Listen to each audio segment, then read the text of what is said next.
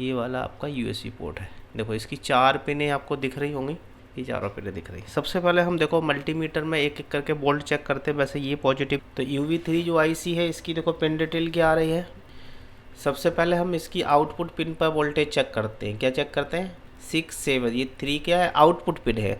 दिखाता हूँ मैं आपको। सबसे पहले यूएसबी आईसी को निकालते हैं। थोड़ा सा हमने फ्लक्स लगाया और मैंने हीट देना चालू कर दिया। ये देखो हमने आईसी निकाल ली है।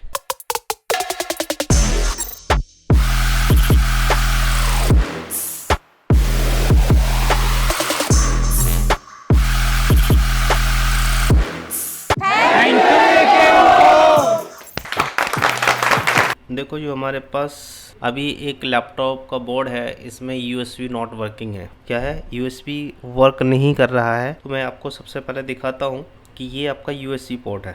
देखो हमारा फ़ैन मदरबोर्ड ऑन है।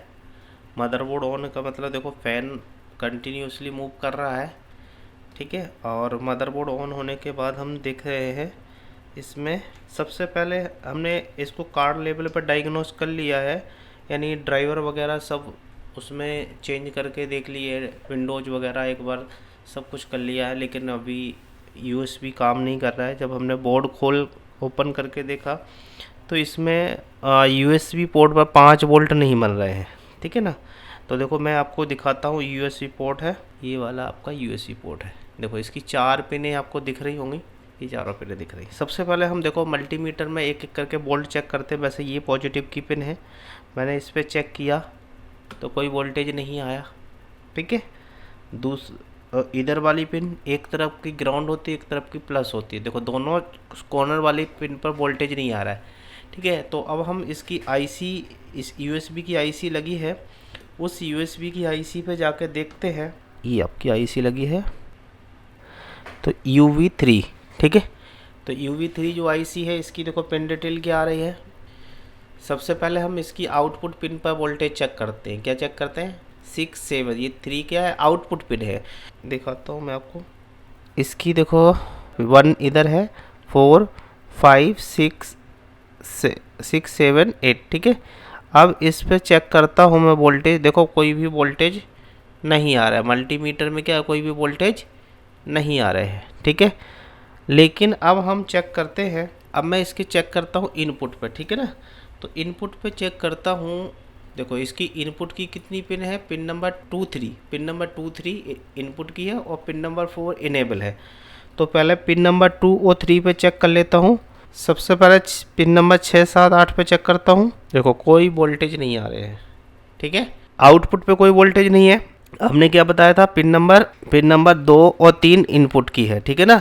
तो अब पिन नंबर 2 और 3 पे हम वोल्टेज चेक करते हैं। पहले तो पिन नंबर 2 पर वोल्टेज आ रहे हैं, ठीक है, यानी इनपुट आ रहा है। और पिन नंबर 4 पे हमने वोल्टेज चेक किया तो 3.3 वोल्ट आ रहे हैं। इसका मतलब ये आईसी वर्क नहीं कर रही है। तो सबसे पहले हम क्या करेंगे? इस आईसी को रिप्लेस करेंगे। क्या करेंगे? रिप्लेस करेंगे, ये आईसी रिप्लेस करेंगे। या फिर आप डायरेक्ट पिन नंबर 2 से लेके पिन नंबर 7 पे जंपर भी लगा सकते हैं, ठीक है ना। लेकिन हमारे पास आईसी है तो मैं आईसी को रिप्लेस करता हूँ, ठीक है। देखो हम सबसे पहले यूएसबी आईसी को निकालते हैं। थोड़ा सा हमने फ्लक्स लगाया और मैंने हीट देना चालू कर दिया।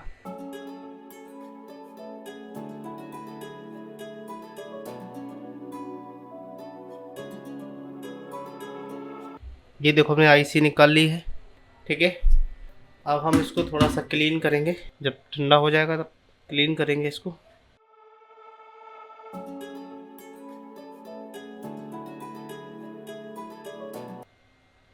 और इसको फ्लक्स लगा के हम दूसरी आईसी लगा देंगे, ठीक है।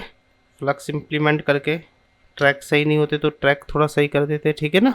ट्रैक तो भी बिल्कुल सही दिख रहा है। अब इसमें ध्यान रखना है पिन नंबर 1 का, ठीक है। अब मैं ये आईसी देखो लेके आया, इसमें देखो दूसरे बोर्ड से निकाली, ये पिन नंबर 1 है, ठीक है। और इसका डॉट का देखो पिन नंबर 1 नहीं, देखो ये है। तो इस चीज़ का विशेष ध्यान रखना है, ठीक है ना। हीट करना है और इसको बढ़िया से उसी एंगल पे लगा देना है आपको। इसका एंगल सही आना चाहिए और फिर हम हीट कर देंगे, ठीक है।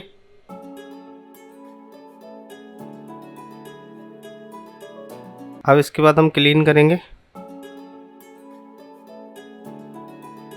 क्या किया है मैंने, दूसरी आईसी लगाई है। अब दूसरी आईसी लगाने के बाद हम चेक करते हैं वोल्टेज। आईसी की पिन नंबर 6, 7, 8 पे वोल्टेज चेक करेंगे। वोल्टेज बन गए हैं और अब हमारे यूएसबी पे भी वोल्टेज बन जाएंगे। चेक करता हूँ बैक करके, ये आपका यूएसबी पोर्ट है, इस पे भी वोल्टेज बन जाएंगे। ठीक है, देखो वोल्टेज बन गए, इसका मतलब हमारा यूएसबी काम करने लगेगा। तो ये इस तरीके से हमको डायग्नोस्ट करना पड़ता है कि यूएसबी प्रॉब्लम कैसे कर रहा है, क्या है। हो सकता है यूएसबी पोर्ट ही ख़राब हो सकता है यूएसबी पे वोल्टेज नहीं आ रहा, हो सकता है ड्राइवर की प्रॉब्लम हो। तो इस तरह से डायग्नोस किया जाता है कि यूएसबी की प्रॉब्लम कैसे हो रही है। ठीक है, ओके, थैंक यू।